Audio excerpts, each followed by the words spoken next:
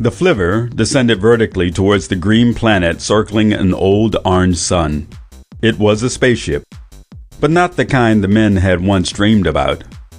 The flivver was shaped like a crude bullet, blunt at one end of a fat cylinder and tapering abruptly to a point at the other. It had been slapped together out of sheet metal and insulation board, and it sold, fully equipped, for $15,730. It didn't behave like a spaceship either. As it hurtled down, its speed increased with dramatic swiftness. Then at the last instant before impact, it stopped. Just like that. A moment later, it thumped the last few inches into ankle-deep grass and knee-high white flowers of the meadow. It was a shock of a jar that made the sheet metal walls boom like thunder machines. The flivver rocked unsteadily on its flat stern before it decided to stay upright. Then, all was quiet. Outside. Inside the big central cabin, Grandpa waved his perkit irately in the air. "Now look what you made me do. Just when I had the blame thing practically whipped, too." Grandpa was a white-haired 90-year-old who could still go a fast round or two with a man or woman half his age. But he had a habit of lapsing into tantrums when he got annoyed. "Now, Grandpa," Fred soothed. But his face was concerned. Fred, once called Young Fred, was Grandpa's only son. He was 60, and his hair had begun to gray at the temples. "That landing was pretty rough, Junior." Junior was Fred's only son. Because he was 35 and capable of exercising adult judgment, and because he had the youngest adult reflexes, he sat in a pilot's chair, the control stick between his knees, his thumb still over the on-off button on the top. "I know it, Fred," he said, frowning. "This world fools me. It has a diameter less than that of Mercury, and yet it has the gravitational pull as great as Earth."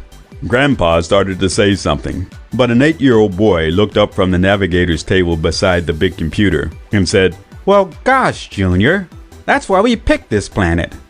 We fed all the orbital data into Abacus, and Abacus said that the orbital perturbations indicated that the second planet was unusually heavy for its size. Then Fred said, that looks like heavy metals, and you said, maybe uranium." "That's enough for," Junior interrupted. "Never mind what I said." Those were the Peppergrass men, 4 generations of them, looking remarkably alike, although some vital elements seemed to have dwindled until 4 looked pale and thin-faced and wizened. "Now 4, Reba said automatically. "Don't call your father Junior. It sounds disrespectful." Reba was 4's mother and Junior's wife. On her own, she was a red-haired beauty with the loveliest figure this side of Antares. That Junior had won her was, to Grandpa, the most hopeful thing he had ever noticed about the boy. "But everybody calls Junior Junior," Ford complained. "Besides, Fred is Junior's father and Junior calls him Fred." "That's different," Reba said. Grandpa was still waving his puzzle circuit indignantly. "See?" The puzzle circuit was a flat box equipped with push buttons and 13 slender openings in the top. One of the openings was lighted. "That landing made me push the wrong button, and that dead blasted thing beat me again." "Stop picking on Junior," Joyce said sharply. She was Junior's mother and Fred's wife, still slim and handsome as she approached 60, but somehow ice water had replaced the warm blood in her veins. "I'm sure he did the best he could." "Anybody who talks about gravitational pull," Grandpa said, snorting, "deserves anything anybody could say about him. There's no such thing, Junior. You ought to know by now that gravitation is the effect of the curving of space-time around matter. Einstein proved that 200 years ago." "Go back to your games, Grandpa," Fred said impatiently. "We've got work to do." Grandpa knitted his bushy white eyebrows and petulantly pushed the last button on his perkit. The last light went out. "You've got work to do, have you? Whose flivver do you think this is, anyhow?" "It belongs to all of us," Ford said shrilly. "He gave us all a 6th share." "Oh, that's right, Ford," Grandpa muttered. "So I did. But whose money bought it?" "You, Grandpa," Fred said. "That's right. And who invented the gravity polarizer and the space flivver, eh? Who made it possible, this gallivanting all over space?" "You, Grandpa," Fred said. "You bet. And who made $100 million out of it, that the rest of you vultures are just hanging around to gobble up when I die?" And who spent it all trying to invent perpetual motion machines and longevity pills? Joyce said bitterly. And fixed it so that we have to go searching for uranium on habitable worlds all through this deadly galaxy. You, Grandpa. Well now, Grandpa said, protesting, I've got a little put away yet. You'll be sorry when I'm dead and gone. You're never gonna die, Grandpa, Joyce said harshly. Just before we left, we bought a 100-year contract with that Life Begins at 90 longevity company. Well now, said Grandpa, blinking. How'd you find out about that? Well now. In confusion, he turned back to the Perkit and jabbed a button. 13 slim lights sprang on. I'll get you this time. 4 stretched and stood up. He looked curiously into the corner by the computer where Grandpa's chair stood. You bought that Perkit from Earth, didn't you? What's the game? Grandpa looked up, obviously relieved to drop this act of intense concentration. Well, I'll tell you, boy. You play against the Perkit, taking turns, and you can put out 1, 2, or 3 lights. The player who makes the other turn out the last light is the winner. That's simple, Forrest said without hesitation. The winning strategy is to... Don't be a kibitzer, Grandpa snapped. When I need your help, I'll ask for it. No dag-blamed machine's gonna outthink Grandpa, he snorted indignantly. Forrest shrugged his narrow shoulders and wandered to the view screen. Within it was the green horizon, curving noticeably. Forrest angled the picture towards the ship, sweeping through green, peaceful woodland and plain and blue lake until he stared down at the meadow at the flivver's stern. Look, he said suddenly. This planet not only has flora, it has fauna. He rushed to the airlock. 4, Reba called out warningly. It's all right, Reba, Forrest assured her. The air is within 1% Earth normal, and the bioanalyzer can find no microorganisms viable within the Terran spectrum. What about microorganisms? Reba began, but the boy was gone already. Reba's face was troubled. That boy, she said to Junior. Sometimes I think we made a terrible mistake with him. He should have friends, playmates. He's more like an old man than a boy. But Junior nodded meaningfully at Fred and disappeared into the chart room. Fred followed casually. Then, as the door slid shut behind him, he asked impatiently, Well, what's all the mystery? No use bothering the others yet, Junior said, his face puzzled. You see, I didn't let the flivver drop those last few inches. The polarizer quit. Quit? That's not the worst. I tried to take it up again. The flivver, it won't budge. The thing was a featureless blob, a 2-foot sphere of raspberry gelatin, but it was alive. It rocked back and forth in front of 4. It opened a raspberry-colored pseudomouth and said plaintively, Fweep! Fweep! Joyce drew her chair further back towards the wall, revulsion on her face. 4? Get that nasty thing out of here! You mean fweep? 4 asked in astonishment. I mean that thing, whatever you call it. Joyce fluttered her hand impatiently. Get it out! 4's eyes widened further. But Fweep's my friend! Nonsense, Joyce said sharply. Earthmen don't make friends with aliens. And that's nothing but a blob. Fweep? Queried the raspberry lips. Fweep? If it's 4's friend, Reba said firmly, it can stay. If you don't like it around, Grammy, you can always go to your own room. Joyce stood indignantly. Well, and don't call me Grammy. It makes me sound as old as that goat over there. She glared malignantly at Grandpa. If you'd rather have that blob than me, well... She swept grandly out of the central cabin and into one of the private rooms that opened out from it. Fweep? Asked the blob. Sure, Forrest said. Go ahead, sweep. Swiftly, the sphere rolled across the floor.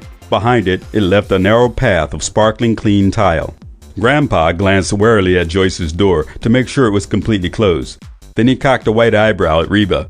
Good for you, Reba, he said admiringly. 40 years now I've wanted to do that. Never had the nerve. Why, thanks, Grandpa, Reba said, surprised. I like you, gal. Never forget it. I like you too, Grandpa. If you had been a few years younger, Junior would have had some competition. You bet he would. Grandpa leaned back and cackled. Then he leaned over confidentially towards Reba and whispered, Beats me why you ever married a jerk like Junior anyhow. Reba looked thoughtfully at the airlock door. Maybe I saw something in him that nobody else saw, the man he might become. He's been submerged in his family too long. He's still a child to all of you, and to himself. Reba smiled at Grandpa brilliantly. And maybe I thought he might grow into a man like his grandfather. Grandpa turned red and looked quickly toward 4. The boy was staring intently at Fweep. What you doing, 4? Trying to figure out what Fweep does with the sweepings, 4 said absently. The outer inch or two of his body gets cloudy, then slowly clears. I think I'll try him with a bigger particle. That's the ideal, 4. You'll be a peppergrass yet. How about building me a Perkit? You get the other one figured out? It was easy, Grandpa said breezily. Once you understood the principle, the player who moves second can always win if you use the right strategy. Dividing the 13 lights in 3 sections of 4 each. That's right, 4 agreed. I can make you a new one by cannibalizing the other Perkit, but I'll need a few extra parts. Grandpa pushed the wall beside his chair, and a drawer slid out of it. Inside were row after row of nipple-topped, flat-sided, flexible free-fall bottles, and a battered cigar box. Thought you'd say that, he said, picking out the box. Help yourself. With the other hand, he lifted out one of the bottles and took a long drag on it. Ah! He sighed, wiped his mouth with the back of his hand, and carefully put the bottle away. What's that stuff you drink, Grandpa? 4 asked. Tonic, boy. Keeps me young and frisky. Now, about that Perkit. Did you ever work on the Niccolo Tartangula's puzzle about the 3 lovely brides, the 3 jealous husbands, the river, and the 2-passenger rowboat? Yep, Grandpa said. Too easy. 4 thought for a moment.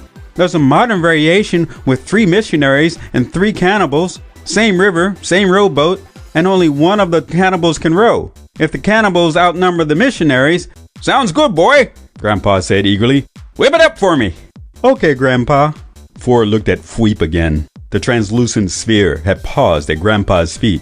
Grandpa reached down to pat it. For an instant, his hand disappeared into Fweep, and then the alien creature rolled away. This time, its path seemed crooked. Its gelatinous form jiggled. Yeah, it said. As if in response, the flivver vibrated. Grandpa looked querulously at the airlock. Flivver shouldn't shake like that. Not with the polarizer on. The airlock door swung inward. Through the oval doorway walked Fred, followed closely by Junior. They were sweat-stained and weary, scintillation counters dangling heavily from their belts. Any luck? Reba asked brightly. Do we look it? Junior grumbled. Where's Joyce? Fred asked. Might as well get everybody in on this at once. Joyce! The door to his wife's room opened instantly. Behind it, Joyce was regal and slim. The pose was spoiled immediately by her avid question. Any uranium, radium, thorium? No, Fred said slowly, and no other heavy metals either. There's a few low-grade iron deposits, and that's it. Then what makes this planet so heavy? Reba asked. Junior shrugged helplessly and collapsed into a chair. Your guess is as good as anybody's. Then we've wasted another week on this worthless rock, Joyce complained. She turned savagely on Fred. This was going to make us all filthy rich. We were going to find radioactives and retire to Earth like billionaires.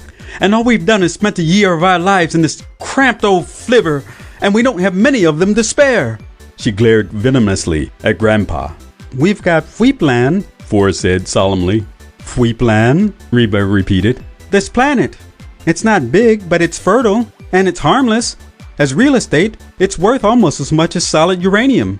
A good thing, too, Junior said glumly, because this looks like the end of our search. Short of a miracle, we'll spend the rest of our lives right here. Involuntary columnist. Joyce spun on him. You're joking, she screeched. I wish I were, Junior said, but the polarizer won't work. Either it's broken or there's something about the gravity around here that just won't polarize. It's these 23 models, Grandpa put in disgustedly. They never were any good. The land of Fweep turned slowly on its axis. The orange sun set and rose again and stared down once more on the meadow where the improbable spaceship rested on its improbable stern. The 16 Earth hours that the rotation had taken had changed nothing inside the ship either. Grandpa looked up from his Perkit and said, If I were you, Junior, I'd take a good look at that TV repairman when we get back to Earth. If we get back to Earth, he amended. You can't be Forrest, father. All over the universe, gravity's the same. And if it's gravity, the polarizer will polarize it. That's just supposition, Junior said stubbornly. The fact is, it isn't because it doesn't. QED. Maybe the polarizer's broken, Fred suggested. Grandpa snorted. Broken smoking. Nothing to break, young Fred. Just a few coils of wire, and they're all right. We checked. We know the power plant's working, the lights are on, the air and water recirculation systems are going, the food resynthesizer is okay, and anyway, the polarizer could work from storage batteries if it had to. Well, then it goes deeper, Junior insisted. It goes right to the principle of polarization itself. For some reason, it doesn't work here. Why? Before we can discover the answer to that, we'll have to know more about polarization itself. How does it work, Grandpa? Grandpa gave him a sarcastic grin. Now you're curious, eh? Couldn't be bothered with Grandpa's inventions before. Oh no, too busy. Accept without questions the blessings that the good Lord provideth. Let's not get on any pulpits, Fred growled. Come on, Grandpa. What's the theory behind polarization? Grandpa looked at the four faces staring at him hopefully, and the jeering grin turned into a smile. Well, He said. at last. You know how light's polarized, eh? The smile faded. No, I guess you don't. He cleared his throat professorially. Well now, in ordinary light, the vibrations are perpendicular to the ray in all directions. When light is polarized by passing through crystals, or by reflection or refraction at non-metallic surfaces, the path of the vibrations are still perpendicular to the ray, but they're in straight lines, circles, or ellipses. The faces were still blank and unillumined. Gravity is similar to light. He pressed on. In the absence of matter, gravity is non-polarized. Matter polarizes gravity in a circle around itself. That's how we've always known it until the invention of spaceships and later the polarizer. The polarizer polarizes gravity into a straight line. That makes the ship take off and continue accelerating until the polarizer is shut off or the angle is shifted. The faces looked at him silently. Finally, Joyce could endure it no longer. That's just nonsense. We all know it. Grandpa's no genius. He's just a tinkerer. One day he happened to tinker out the polarizer. He doesn't know how it works any more than I do. Now wait a minute. Grandpa protested. That's not fair. Maybe I didn't figure out the theory myself, but I read everything the scientists ever wrote about it, wanted to know what made the blame thing work. What I told you is what the scientists said, near as I can remember. Now me, I'm like Edison. I do it and let everybody else worry over why. The only thing you ever did was the polarizer. Joyce snapped. And then you spent everything you got from it on those full perpetual motion machines and those crazy longevity schemes, when any moron would know that they were impossible. Grandpa squinted at her sagely. That's what they said about the gravity polarizer before I invented it. But you don't really know how it works, Junior persisted. Well, no, Grandpa admitted. Actually, I was just fiddling around with some coils when one of them took off. Went right through the ceiling, dragging a battery behind it. I guess it's still going. I ought to be out near the Horseshoe Nebula by now. Luckily, I remember how I wound it. Why won't the ship work then, if you know so much? Joyce demanded ironically. Well, now, Grandpa said in bafflement. It rightly should, you know. We're stuck, Reba said softly. We may as well admit it. All we can do is set the transmitter to send out an automatic distress call, which, Joyce interrupted, might get picked up in a few centuries, and make the best of what we got. Reba went on, unheeding. If we look at it the right way, it's quite a lot. A beautiful, fertile world, Earth gravity, the flivver. Even if the polarizer won't work, there's the resynthesizer. It will keep us in food and clothes for years. By then, we should have a good-sized community built up, because out here, we won't have to stop with one child. We can have all the babies we want. You know the law. One child per couple, Joyce reminded her frigidly. You can condemn yourself to exile from civilization if you wish. Not me. Junior frowned at his wife. I believe you're actually glad it happened. I could think of worse things, Reba said. I like your spunk, Reb, Grandpa muttered. Speaking of children, Junior said, where's Four? Here. Four came through the airlock and trudged across the room, carrying a curious contraption made of tripod legs supporting a small box from which dangled a plumb bob. Behind Four, like a round raspberry shadow, rolled Fweep. Fweep? He queried hopefully. Not now, said Four. Where have you been? Reba asked anxiously. What have you been doing? I've been all over Freepland, Four said wearily. trying to locate its center of gravity. Well, Fred prompted. It shifts. That's impossible, Junior said. Not for Fweep, Four replied. What do you mean by that? Joyce suspiciously asked. It shifted Four explained patiently. because Fweep kept following me. Fweep? Junior repeated stupidly. Fweep? Fweep said eagerly. He's why the flivver won't work. What Grandpa invented was a linear polarizer. Fweep is a circular polarizer. He's what makes this planet so heavy. He's why we can't leave. The land of Fweep rotated once on its axis, and Grandpa lowered a nippled bottle from his lips. He sighed. I got it figured out, Four, he said, holding out the perket proudly. A missionary takes over a non-rowing type cannibal, leaves him there. Then a rowing cannibal takes over another cannibal and leaves him there and... Not now, Grandpa, Four said inattentively as he watched Fweep making the grand tour of the cabin. The raspberry sphere swept over a scattering of crumbs, engulfed them, absorbed them. Four looked at Joyce. Joyce was watching Fweep too. Rat poison? Four asked. Joyce started guiltily. How did you know? There's no use trying to poison Fweep, Four said calmly. He's got no enzymes to act on, no nervous system to paralyze. He doesn't even use what he eats on a molecular level at all. Well, what level does he use? Junior wanted to know. Point the scintillation counter at him.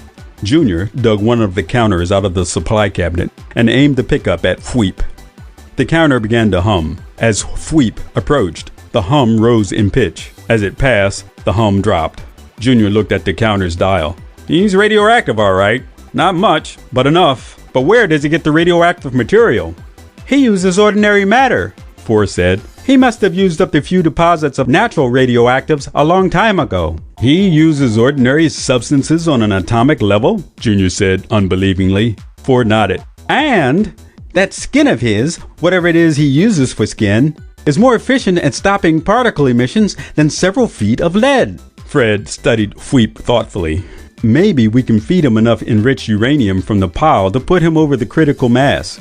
And blow him up? I don't think that's possible. But even if it were, it might be a trifle more disastrous for us. Four giggled at the thought. Joyce glared at him furiously. Four, act to your age. We've got to do something with him. It's preposterous that we should be detained here at the whim of a mere blob. I don't figure it's whim, Grandpa said. Circular gravity is what he's got for one reason or another, so he just naturally bends space-time continuum around him. Conscious or subconscious? I don't know. But protoplasm is always more efficient than machines, so the flivver won't move.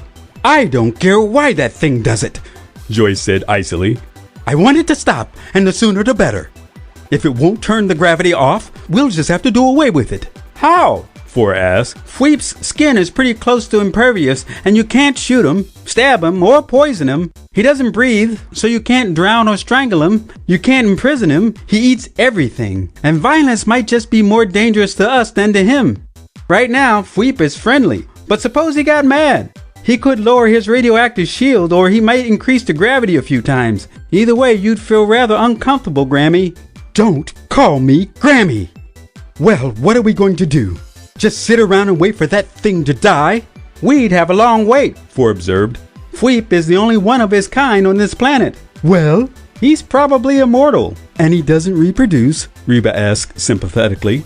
Probably not. If he doesn't die, there's no point in reproducing. Reproduction is nature's way of providing racial immortality for mortal creatures.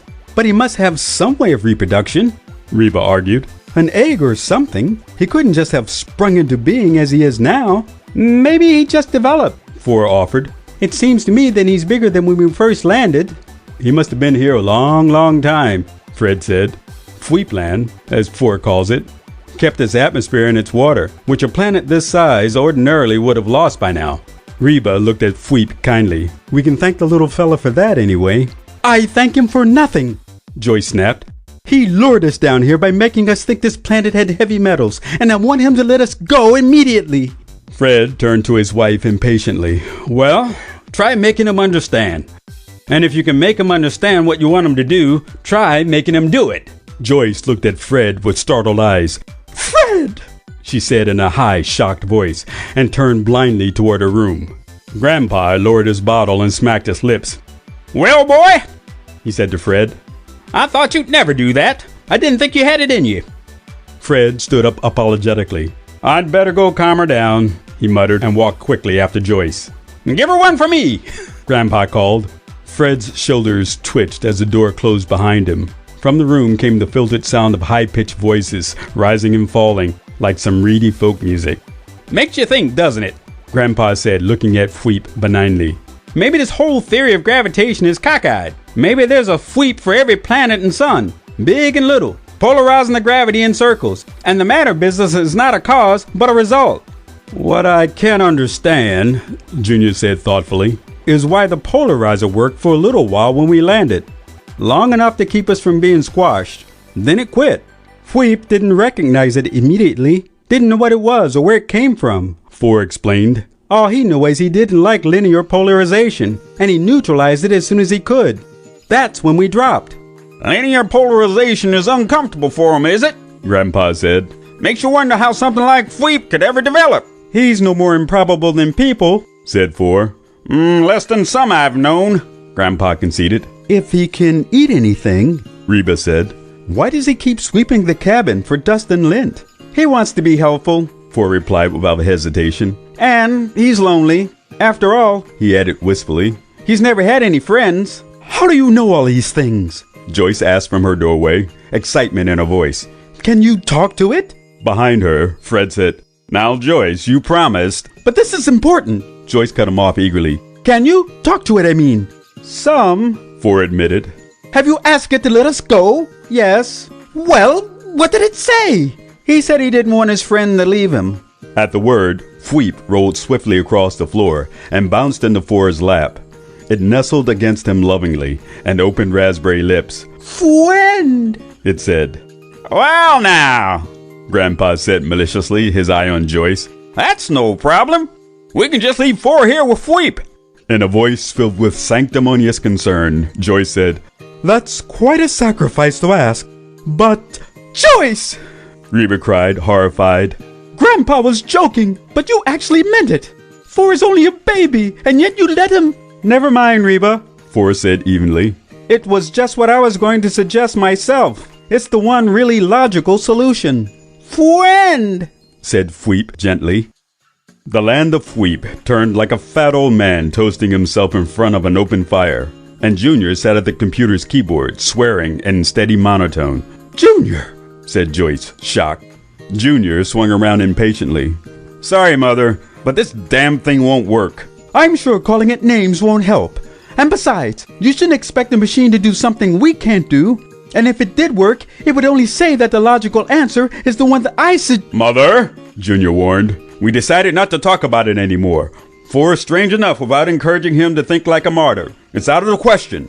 If that's the only way we can leave this planet, then we'll stay here until Four has a beard as white as Grandpa's. Well, Joyce said in a stiff, offended tone, and sat back in her chair. Grandpa lowered the nipple bottle from his lips and chortled. Junior, I apologize for all the mean things I ever said about you. Maybe you got the makings of a peppergrass yet. Junior turned back to the keyboard and studied it, his chin in his hand. It's just a matter of stating the problem in terms the computer can work on. I'll take it all back, Grandpa said. That computer won't help you with this problem, Junior. It ain't a long, complicated calculation. It's a simple problem in logic. It's a Perkit problem, like the one about the cannibals and the missionaries. We can't leave Fweep land because Fweep won't let our polarizer work. He won't let our polarizer work because he doesn't like the gravity that's polarized in a straight line, and he don't want Four to leave him. Now, Fweep ain't the brightest creature in the universe, so he can't understand why we're so gosh-fired eager to leave. And as long as he's got Four, he's happy. Why should he make himself unhappy? As a favor to Four, he'd let us leave if we leave Four here with him, which we ain't gonna do. That's the problem. All we gotta do is figure out the answer. No use making a Perkit, because a puzzle circuit is just a miniature computer with a solution built in. If you can build the Perkit, you've already solved the problem. And if you can state the problem to Abacus, you've already got the answer. All you want from it then is decimal points. That may be, Junior said stubbornly. But I still want to know why this computer won't work. It won't even do simple arithmetic. Where's Four? He's the only one who can understand this thing. He's outside playing in the meadow with Fweep, Reba said, her voice soft. No, here they come now. Through the airlock came Four, carrying Fweep on his shoulder like a raspberry cat without head or tail. Forrest's thin face glowed with exertion and glistened with sweat. Already the orange sun had begun to paint his skin tan. We've been playing dodgeball, Ford panted. Fweep was the ball, and I had to dodge him. There's something wrong with this computer, Junior complained. Take a look at it. Sure, Daddy, Forrest said promptly, and he took his father's place at the keyboard. After a few moments, he began to frown, then detached the front panel and started sorting through the maze of wires and electronic components. Grandpa watched him with a wary eye. Joyce was unable to restrain herself any longer. The way you people talk, a person would think we were never going to leave this godforsaken, miserable, uncivilized planet. That seems to be the general idea, Grandpa chuckled, enjoying her dismay. Unless we can build a reaction rocket ship to push us out of Fweep's range, Fred said glumly. We've got iron ore, Junior put in eagerly. Grandpa snorted. Come on, use your brains. You'd have to build a ship. These flivvers weren't built for the stresses of reaction flight. By the time you've solved all the problems of motors and alloys and rocket tube linings, fuel, ship construction, personnel protection, and all the rest of it, this planet would be another Detroit, and your great-great-great-grandchildren would be living in it. You couldn't build a blast furnace even if you had the Pleat Congressional Microfilm Library. You do better to figure out how Fweep does what he does and doing something practicing on that. Well, Junior said peevishly, trying to get away is better than sitting here and talking about it. Reba stared thoughtfully at Junior and said, Maybe Fweep would go with us. Yes, Joyce said excitedly. Maybe the dear little thing will go with us. That would solve everything. Without looking around, Forrest said, I asked him already. Fweep's afraid to come along. I'm sure we would be very good to him, Joyce said swiftly. I've always liked pets. Why, I once had a goldfish of my very own. Which you let die, Fred said dryly, because you forgot to feed it. Oh, he's not afraid of people, Ford told them. He's afraid of space and unpolarized gravity and things like that. He's lived there all his life. That's a long time. And it makes him feel awfully funny just to think about leaving. He said he can still remember the way our linear gravitation felt inside when we landed. Well, Joyce said firmly, he'll just have to fight it, that's all. If a person let that kind of neurotic impulse rule his life, he'll be completely demoralized in no time. Ford glanced over his shoulder at Joyce to see if she were joking. Shaking his head, he returned to the computer's innards. A moment later, he swung around and stared accusingly at Grandpa. You've cannibalized Abacus. Well now, Grandpa protested, licking his lips nervously. You see, That's where you got the parts for the Perkit, Forrest said with merciless logic. Joyce stood up virtuously and shook her finger at Grandpa. First you entice us out here in this nasty old flivver, and then you get us stuck, and now you've ruined the computer for your nasty old games. Well now, Grandpa blustered. The gold darn thing wouldn't work, would it? We didn't need it. Not with 4 around. He figures everything out in his head, and we just use Abacus to sort of check him. Ain't that right now? 5 pairs of eyes stared at him in silence. Well, now, Grandpa said defensively, I got it all worked out anyhow. We can leave here anytime we get ready. The land of Fweep turned and grew small in the view screen, and Junior sat at the pilot's chair, his hand on the control stick, his eyes fixed on the moving dials in front of him. There were 3 others in the room. Reba, who looked at the dwindling Fweep land and sighed. Joyce, who sat tautly in her chair, her face fixed and unbelieving. And Fred, who looked down at Joyce and shook his head. Grandpa opened the door to his room and stepped cockily into the central cabin, shutting the door behind him. Well, he demanded confidently, are we heading to Earth? Junior gestured toward the screen. If Forrest's coordinates are right. Speaking of coordinates, Grandpa said briskly, make sure you got the coordinates of Fweep land. It'll take a long time for that atmosphere to dissipate. Nice little world like that is worth its weight in uranium to a good real estate salesman. How did you do it? Joyce challenged. Grandpa slapped her familiarly on the shoulder. A problem of gravity, he said gaily. But a simple one. Nothing for old Perkit man like me. I guess you folks won't laugh at Grandpa and his Perkits anymore. Not only did Grandpa get you out of Fweepland, but he's taking you back with a valuable little subdivision in the 3rd quadrant to file on. I hate to spoil the party, Fred said, but have you thought about what you're gonna do with Fweep? Fweep? Grandpa repeated, puzzled. Why should I do anything about Fweep? We can't take him back to Earth with us. Why not? Grandpa demanded. In the first place, the Immigration Authority would have to pass him. That might take years with Fweep's powers and ability.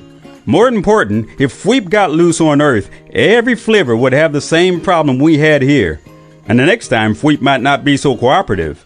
I don't know what you did to Fweep in there, but if he's still alive, the IA isn't going to take a chance.